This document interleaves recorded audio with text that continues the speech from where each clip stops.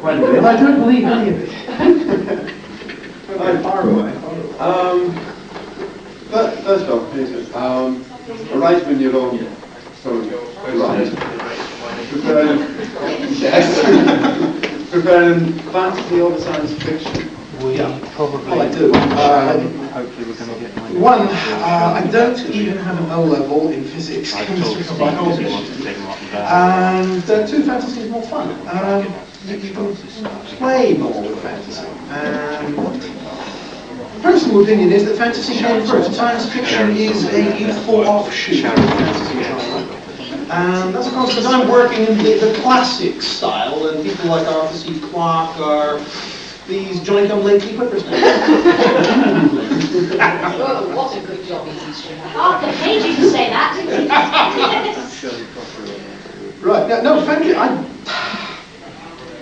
fantasy is more fun, basically. I also have a feeling when I try writing science fiction, you may have noticed that any science fiction I've written has usually been with Diane, looking over my shoulder. It's like anything. If you get something right, that's fine. If you get something wrong, everyone tells you what you've got wrong. And so far as writing science fiction is concerned, I will get so many things wrong that I'm likely to be reading letters and not fan letters for the rest of my life. So I'll stick with fantasy. Right. Is that purely because you think it gives a wider scope, wider imagination? To a certain extent, yeah. I mean, the fantasy genre goes back to the Sumerian period. Gilgamesh, a king in Sumer. Name the episode. Thank you.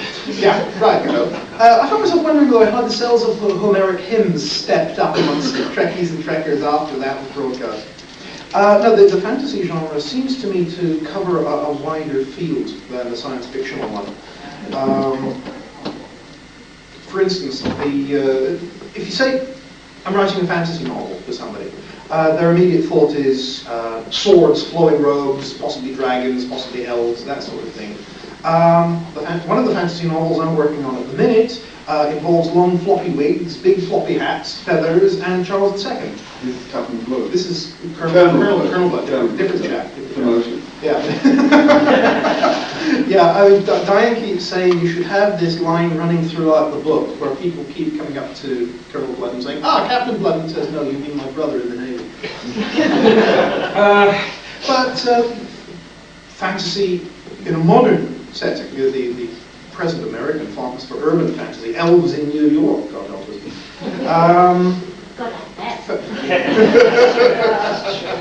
Yeah, I mean, I keep thinking of Alan Garner's elves, who were being killed off by pollution.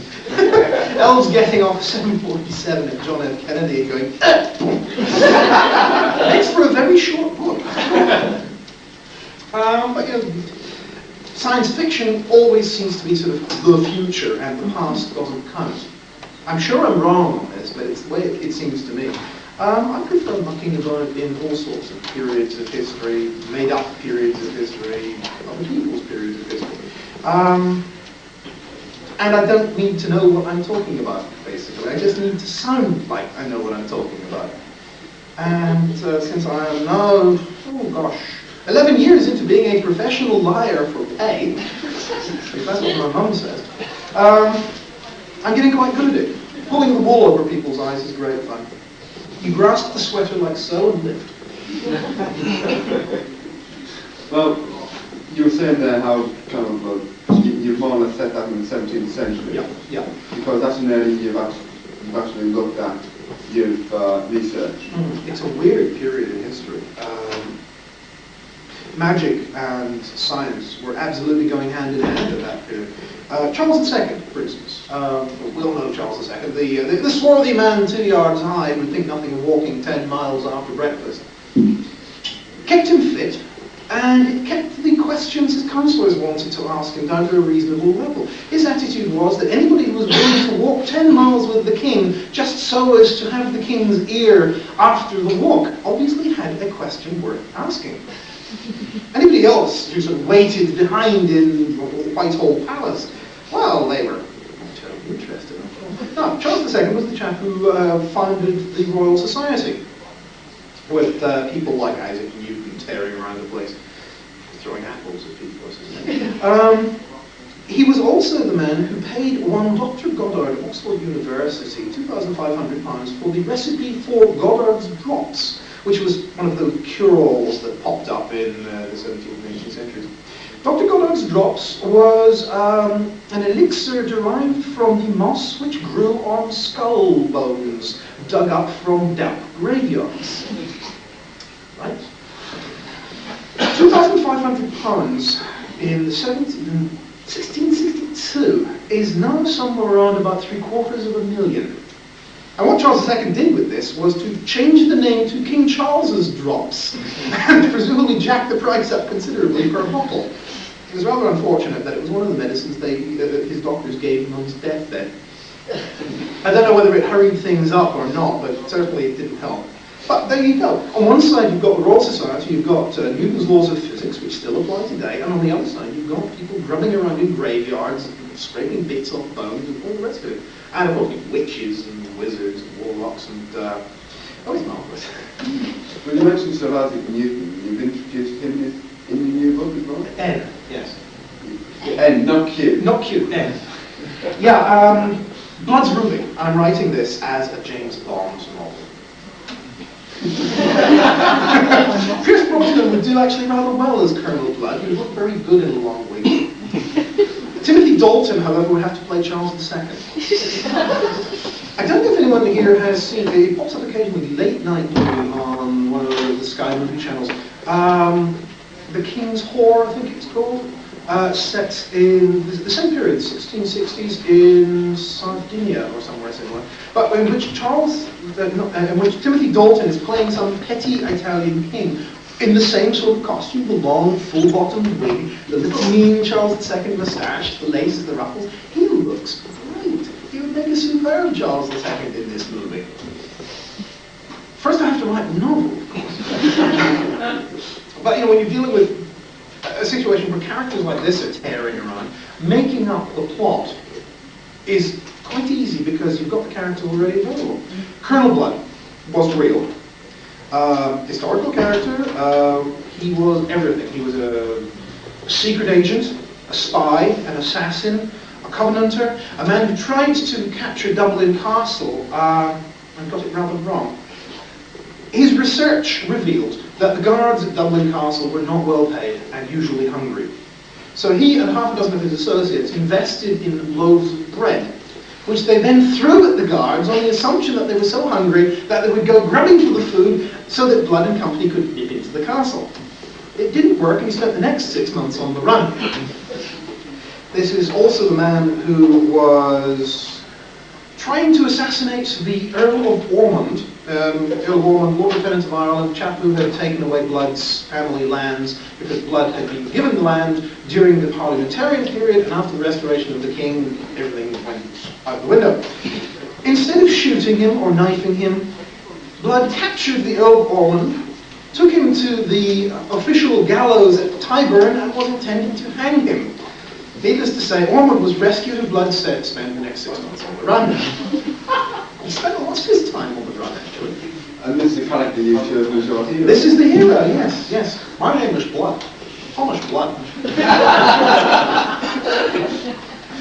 The setup essentially is that the crown jewels which were used for the coronation of Charles II are not all real. They were actually the real crown jewels were broken up by Cromwell's parliamentarians in about 1645, and on the restoration of the king, the crown jewels had to be completely rebuilt. Some of the jewels were still available because faithful royalists had bought them when the jewels were sold for scrap, and then presented them back to the king in exchange for rewards of money. My supposition is that the plague in 1665, the fire of London in 1666, and the unprecedented success of the Dutch fleet in the Medway in 1667 are all a consequence of Charles having been crowned with fake jewels. And the principal jewel in question is the Black Princess Ruby. Blood Ruby. It was actually stolen, ended up in the Caribbean, and Blood is sent on to get it. Now, in the Caribbean, historically accurate at this time, is one Captain Henry Morgan. Captain Morgan, well-known pirate, ended up not only as Deputy Governor of Jamaica and Vice Admiral of Privateers for the Caribbees, he was also knighted. I'm going to thread all this in to give a reason why he should get this advancement as opposed to being hanged from the yardarm. Got other weird and wonderful characters like Jean-David Noir, the French villain. You may miss it. It was great fun.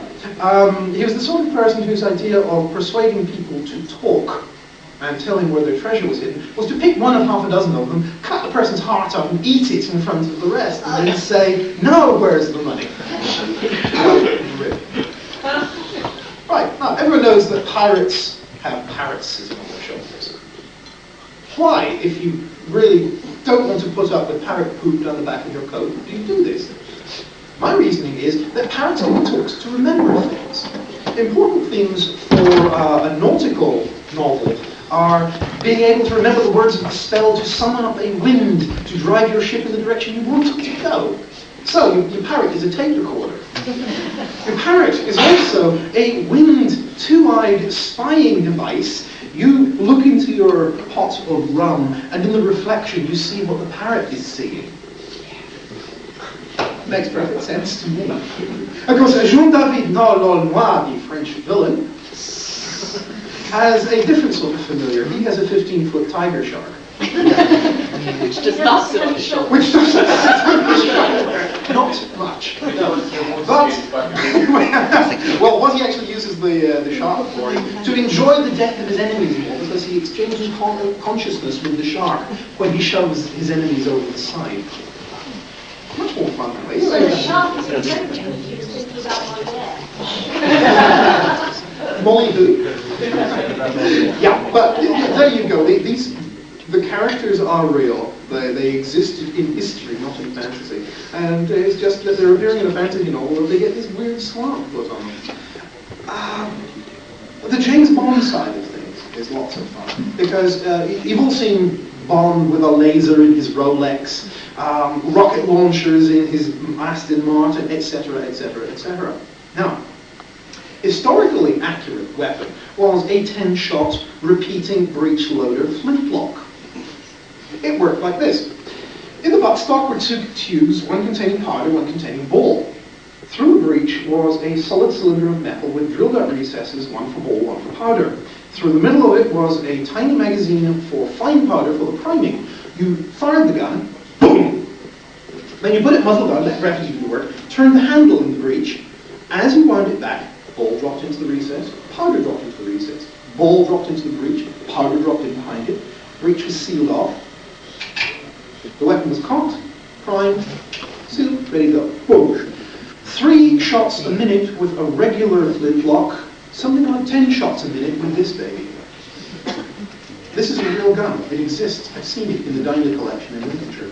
The only trouble with a weapon like this is that the difference between 10 shots one after the other and 10 shots all at once under your armpit depended on rather where the sparks went. It never caught on. Strange modes of transport.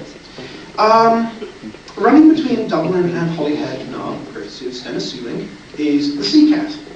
Catamaran, high-speed job.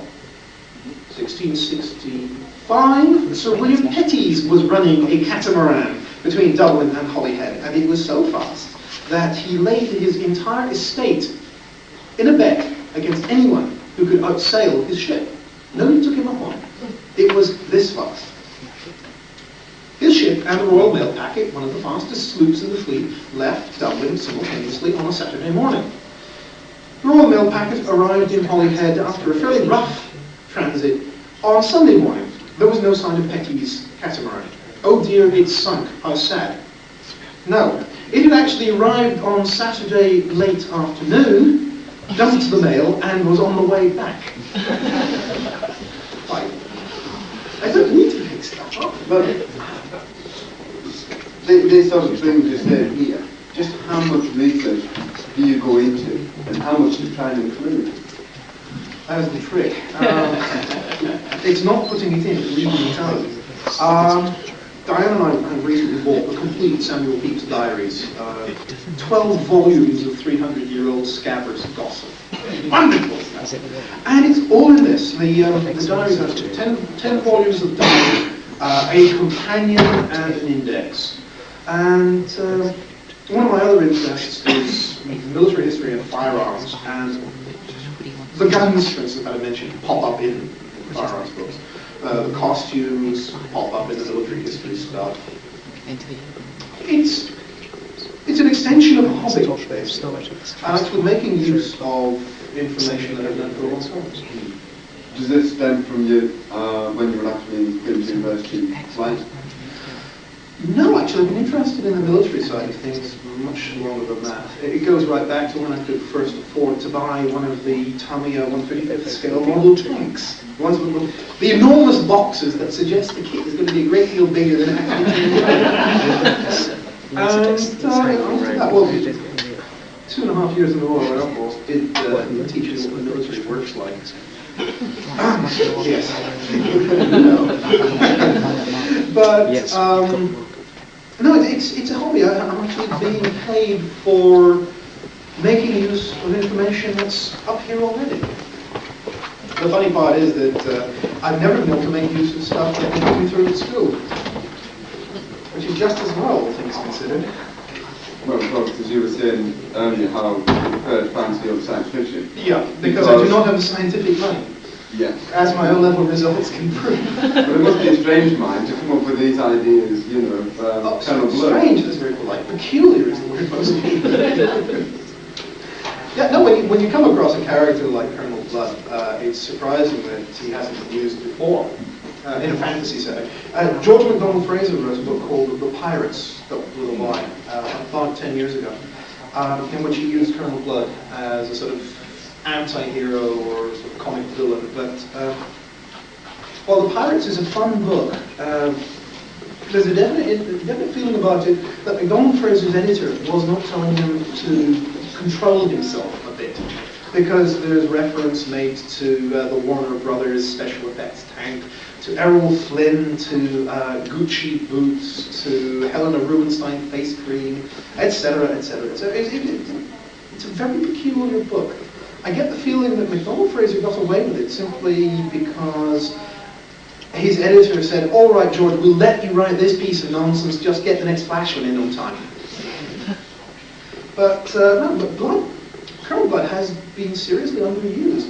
The more I look into what he got up to in real history, the more I realize that he's a fantasy hero just waiting to be dragged kicking and screaming into the late 20th century. Now, looking back, you've had, what, 9 books so far published, all with the same publisher? From the same publisher, because I'm leaving out the other books, the Star Trek novels, the books that Diane and I wrote together. Because the important thing for a writer is to have a backlist. To go into Waterstones, go into W.H. Smith's or Forbidden Planet, whatever. The backlist is what fills the shelf. It's what entitles you to have a little name tag all of your own. I haven't got one yet. When can you get one when you have your 10th book? So Dead Game will tell me. But sticking with the same publisher is obviously a good idea.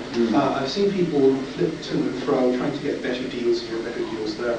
But what normally happens in a situation like that is you may be getting better money for a given novel, but you're not getting the publicity support that you will if the publisher is able to sell not just this one book, but all of your books at the same time. Which is why I'm looking forward to getting both Blood's Ruby and the other one, Clovenhoof, finished, because apart from anything else, Clovenhoof, which is a pure fantasy in a made-up world, is going to be a big fat novel, the first one I've ever tried writing. The sort of Terry Brooks, Tad Williams sort of bullet stopper fat book. The sort of thing that's, you know, a stunning read, they say on the cover, and especially if you throw it at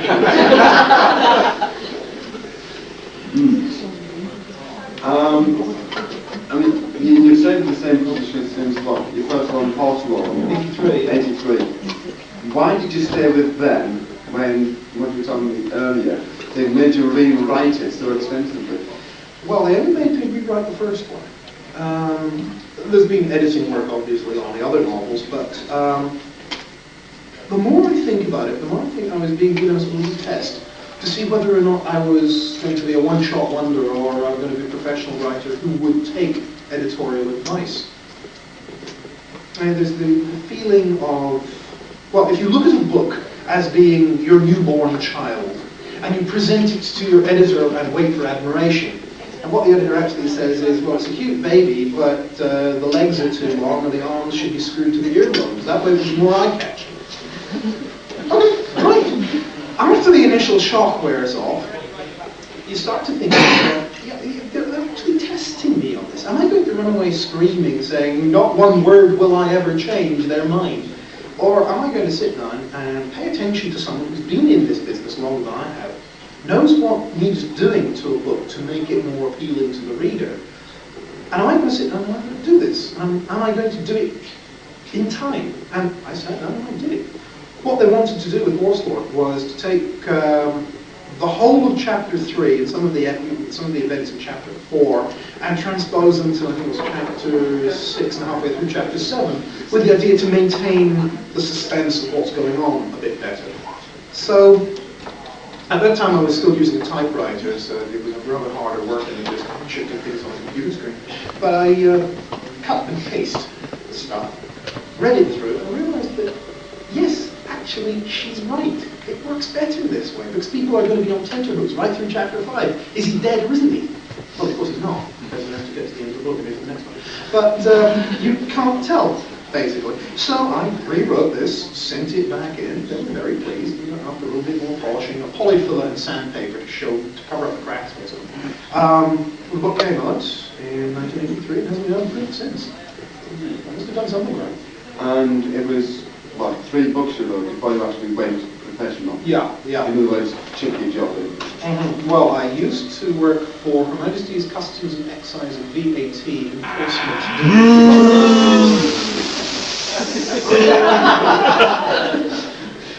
Yeah, you basically are about as popular as a case of Black Death. Or the Waffen-SS, but without the snappy uniform. But, yeah, I wrote the first 3 books while I was still working for the civil service, and only chucked the job, though I must admit that I would have liked to have chucked it earlier, like after the first week. But I only chucked it when I was making as much from the writing as I was actually making from the civil service. Which wasn't really very much anyway. I was a very low-grade clerk, but this is what a degree will get you nowadays. But I chucked it with great good cheer.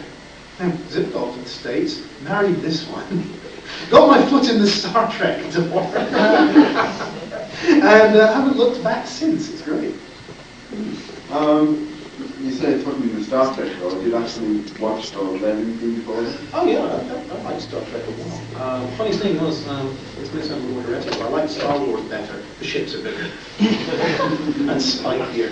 But no, what happened with the getting the foot in the Star Trek door was Diane was working on a television series at the time, story editing, and scheduling was getting shifted and shifted.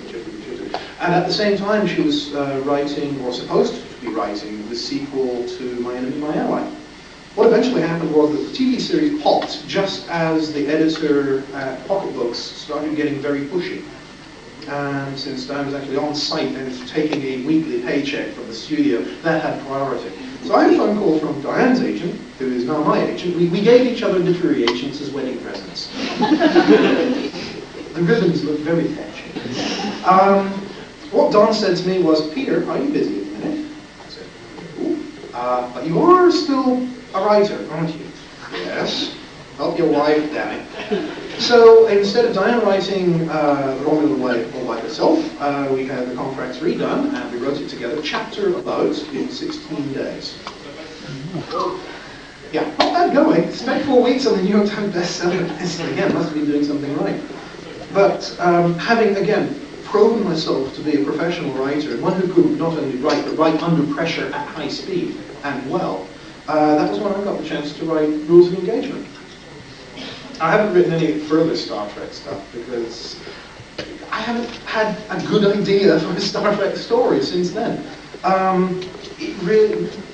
It's not a question of writing a science fiction story and putting Captain Kirk or Captain Picard or Captain Janeway or whatever into it. It has to be a Star Trek story, otherwise it won't work. It looks so obviously wrong. So and that's because the characters are so established, that you can't. I couldn't really write any given. Well, I don't know science fiction anyway, but I can't really write a given science fiction novel and put the Star Trek characters into it because they would be. It would be like a badly retouched photograph. Trek fans wouldn't like it. I wouldn't like to have my one. But Trek fans, there's a lot of novels that are basically like that. I didn't say that. Science fiction, but they do have them. Science fiction novels that are basically transferred into the science fiction, into the Star Trek genre. And they are not the best of the bunch. The best of the bunch are novels like Diane's, like Peter David's, which are exclusively Trek universe. That they fit into that world, rather than having to lever it into that world. But how do you feel to be associated with the sort of mass? Oh, I don't mind. I get invited to places. I get boat drinks. The checks come in once every 6 months. And you said that you're talking about work on Long Run Way first. Mm-hmm. What other things have you worked on since then, and just how much input do you have with each of them? Well, the books which actually have our names jointly on the cover are, let's see, the 3 Space Cops novels, and a fantasy novel called Keeper of the City, which wasn't really a success. I'm not sure what happened to that. It was part of a small series brought out by Bain Books in the States. I think it fell between the publicity cracks. They didn't know how to publicize it. The big mistake too was it was in a world populated by intelligent felines, basically, and we wrote our novel as with real cats. You know how mean and nasty and self-centered a real cat is. What they wanted, unfortunately, were people in cat suits, as the cover art should have told me. Oh well. If you've ever seen a copy of this book, the cover art is like the costuming from Beauty and the Beast, basically. It didn't work. The Space Cops ones were quite fun, though, especially the last one, which started off with the theme song from Captain Scarlet and went downhill from there. I don't think we're going to be writing more in that series. There's no interest in it. There's no interest. Well, there's no money. It's one of those things. You offer us half again what we were paid for the last 3 books, and we'll think about it. And then say, no. Offer us twice what we were paid for the last book. Yes. Money. Well, do you find that now being an established writer, and in fact, you sort of find that in a sort of link, your 2 names normally go together? At the hip, yeah. Yeah, at the hip. Do you find that actually helps with sales a lot? Not really, no. The funny part is that over here, I'm better known than Diane is. Over in the States, Diane's better known than I am. Now I'm Mr. Dwayne over there, and here she's Mr. Morwood. No, it swings and roundabouts, basically. So far as any other English is concerned, Diane will ask me for information about guns and stuff like that. I'll ask her about information about medical stuff, for instance. There's a scene in, Warlord's Domain, the 4th of the first series, which you can actually use as a manual for an emergency appendectomy on the kitchen table with a Swiss Army knife. All the information is quite accurate. I don't recommend it, but it can be used.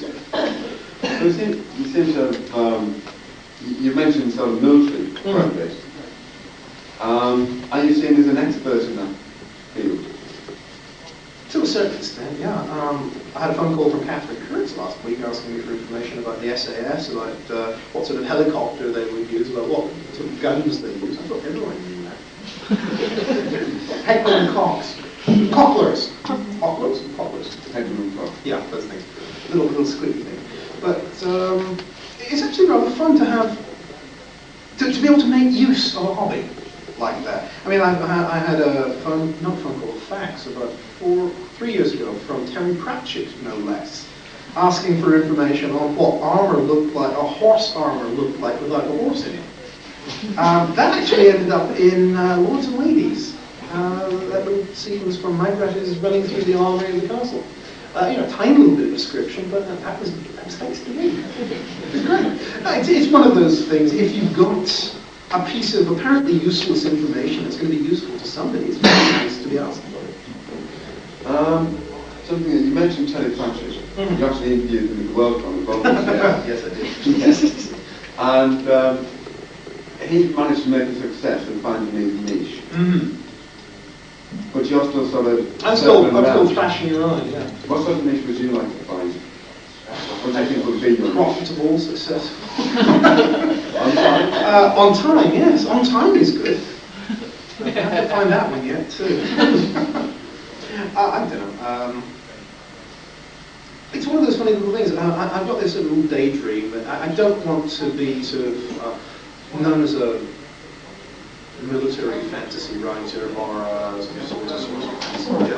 What I want to be known as is if you see a book that you have with my name on the cover that you haven't read before, you'll buy it and you'll read it because you'll know, because my name's on the cover, it's a damn good read. Whatever the period, the subject, whatever it is. But doesn't that put pressure on yourself to try and come up with different and more inventive ideas each time? It's not difficult, really. I mean, the Colonel Blood stuff is a real indication of it. That's all in the history books. It's just not the interesting bits of history that you're taught at school. But it's your own mind that comes up with a 15-foot tiger shark. The peculiar mind, yes. Yeah. But it's all out there somewhere. It's just a question of putting pieces together. Like doing a jigsaw puzzle with a pair of scissors to make the parts fit. What sort of, you said for the Colonel Blood, you've seen a lot that you can put in. What sort of stuff was you putting in that you're going to have to read out? Oh, gosh. A lot of the political stuff. Because that will start to smash too much of school books. You can't get away from politics in Charles II's court because there was so much of political jockeying for position. What I'm going to do is mention people. The Earl Warman will be busy, but in fact the Earl Warman has to be busy because Colonel Blood being given a position of authority by the King, while the King's Lord Lieutenant has felt a rope around his neck, courtesy of Colonel Blood. It's going to be interesting. It's going to be streamlining, basically. One mistake, which I have made in the past and learned from, the Russian books which I wrote, Prince Ivan and the other two. I did a lot of research for those books and put in almost everything I researched. And as a consequence, the books were a bit stodgy. They didn't sell as well as they should have done because it's a great period in history again. But if you have to wade through something that looks like an essay for Russian studies at university before getting to a nice piece of plot, so we want to leave out the unnecessary details and put in the necessary ones. And Just a second. We'll be showing the X-Files trilogy any second now in video room 2. So if anybody else wants to leave, I don't think actually many of these people will be leaving. There is the possibility we'll probably show it again tomorrow. Okay. So Nobody at this convention owned their own video recorder. was showing 13. Yeah. Well, now everybody has your contact. Gary, you won't get chuffed about that. Peter's so much sexier than Spooky Wonder. That's a good point. I've got an upper lip that matches my lower one. Sorry, carry on, Peter. Oh my goodness. I'm surprised at you. No, neither did I. Yesterday evening you were speaking, trying to find out some way you could get a good meal for something like £5 all in. Yeah? How much does food actually influence you? seem to have your mind concentrated. Ah, yes. Well, a fair bit, actually. If you have a look at my bookshelf, or our bookshelves at home, yes, X-Files. I was wrong, sorry. Now, if you actually have a look at the bookshelves at home, looking for subjects, you'd find that the one subject on which we have most books is food and cooking. 427 cookbooks at last count. The funny part is that it's research, basically.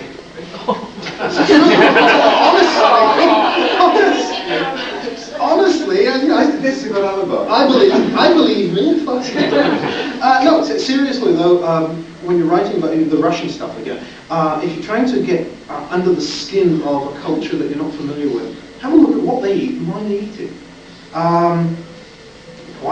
What they eat will give you a pretty reasonable idea either of religious influences, you shan't eat this, you shall eat this, or what sort of climate or culture the society was growing up in. What do you think the British mentality with spotted dick? I'd rather not. I do know that Michael Reeves from Los Angeles took one look at his first can of faggots enriched gravy and said, "You people do not like your getting here." No, yeah, that's the thing. No, in medieval Russia, for instance, any day that was not a feast day was a fast day, by and large. The Catholic Church has Mardi Gras, Fat Tuesday. The Russian Orthodox Church in the Middle Ages had Maslenitsa, Butter and Week. This was just before Lent, in which all perishables were eaten, because they wouldn't last for 40 days. And apparently it was not uncommon for wealthy merchants to die from overeating just to prove they could. I'm not making this up. So, you've got situations like this. Also weird and wonderful foods. But the Russians had the most sinful dessert in history. It was a thing called shmetanik. You blind-baked pastry case filled an inch deep in sieved, unsweetened fruit jam, then topped off with 2 inches of mixed thick sour cream and double cream, and topped off with almonds and selected nuts, then the whole thing passed under a grill to make it crispy. Then you dive in. Can we have a tissue? Steve's raised a puddle on the floor. Exactly the same effect as happened to my editor when the Firebird landed on her desk. I had a phone call from Deborah at about 11 o'clock. The book the manuscript had arrived at about 10. And she did the first feast scene at about 11. And she wasn't free for lunch until 1. The phone call went like this. Ring, ring. Diane picked it up. Oh, it's Deborah, it's for you. Peter, you bastard! I'm dribbling on your bleeding manuscript. I'll get you for this.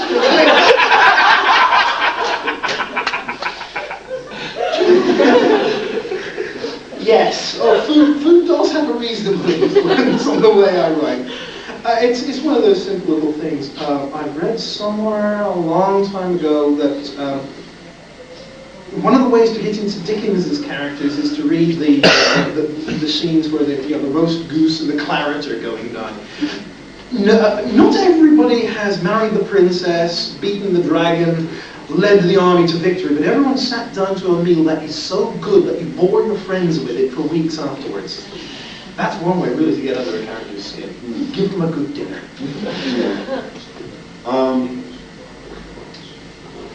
This, I think, going back from Colonel Bloods, this sounds such a good character.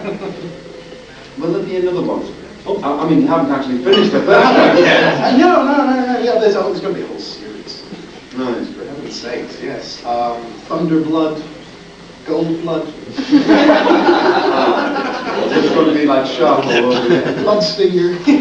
Yeah. Oh gosh. From Russia with blood. Oh yes. Thank you. Or to Russia with blood. No.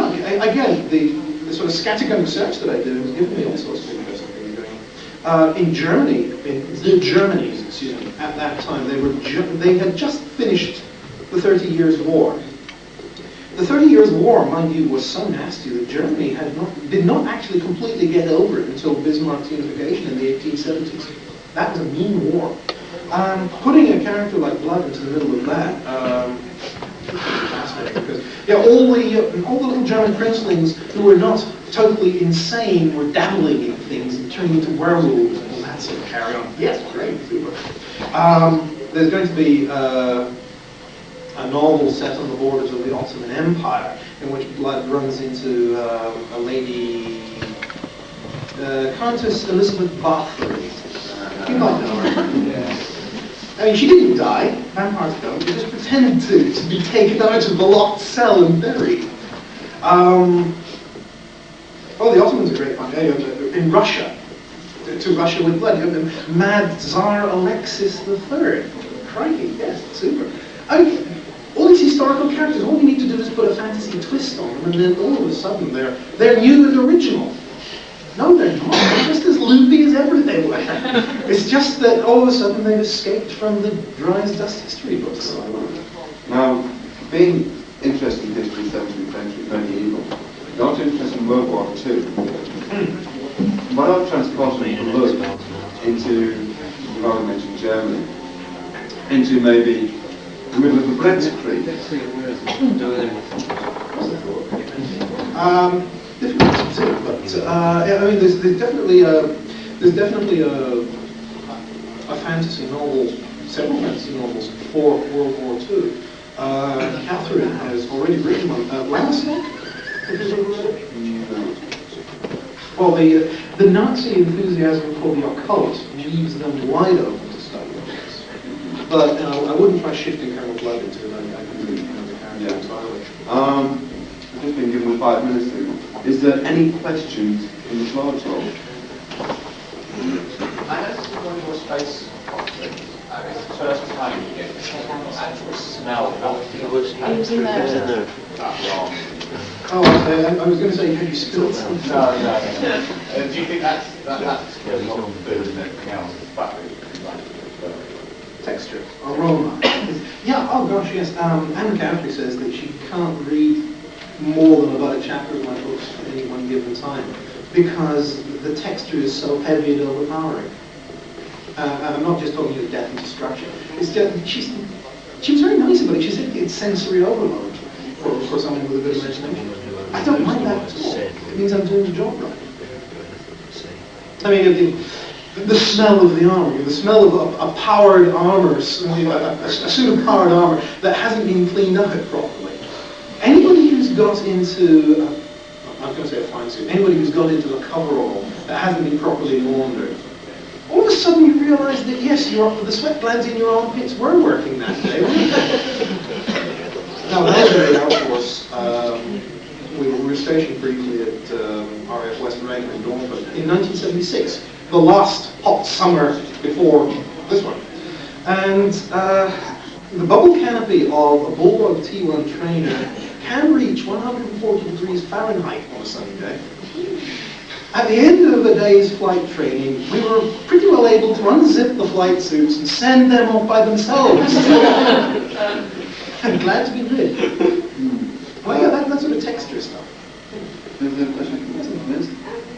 I read a extended essay from my A.W. which was a comparison between mythology and have you researched or done much mythology?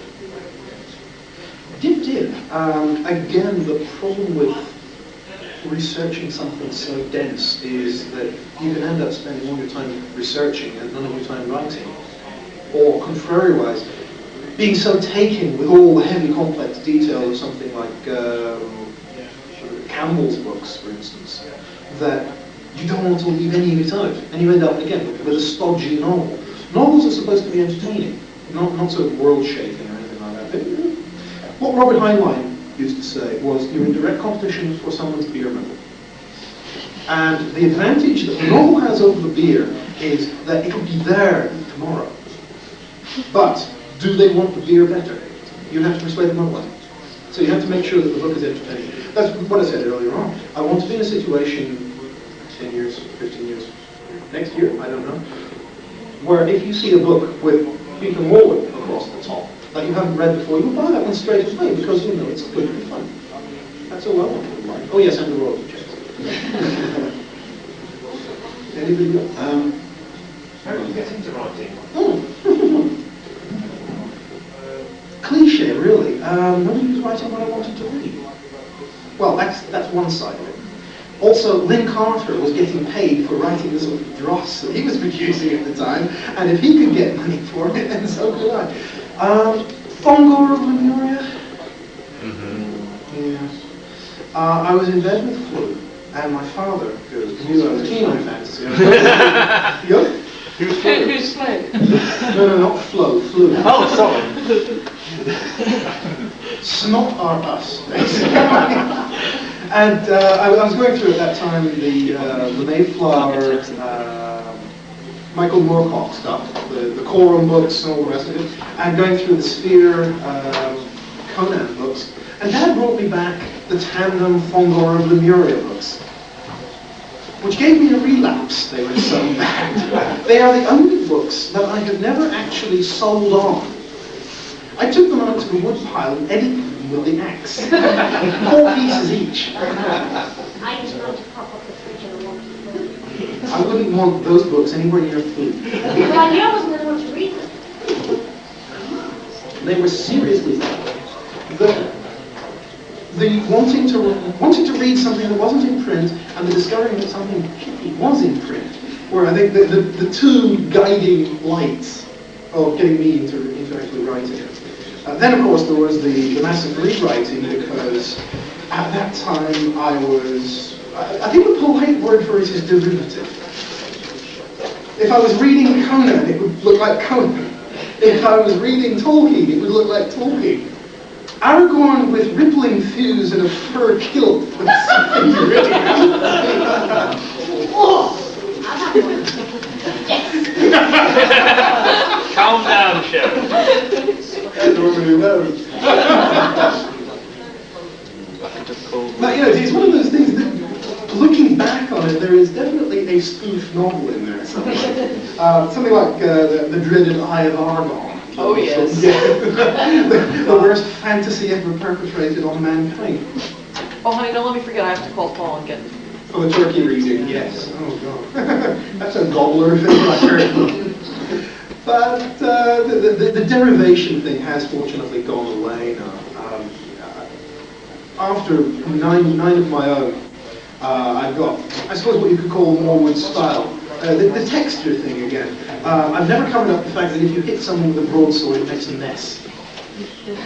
Which makes me wonder a bit why the new publicity people at Legends say that they want to see so much rework on the outlines for Clover and Black Ruby and all the rest of it. Because what they say is, well, Morwood, he only writes light fantasy. Yeah. We'll see. Cheers. And light fantasy is obviously all the blood and guts. All the blood and guts, but with no angst, you see. Which is why you make them fun. Well, yeah, exactly. They can't be fun. I mean, your hero has to wander around. He can kill everyone in sight, but then he has to go, oh, I shouldn't have done that. Big constipation, Okay, we've been given the wine. You've been given the wine. I think I've won everybody else. Yeah. Thank you very much indeed.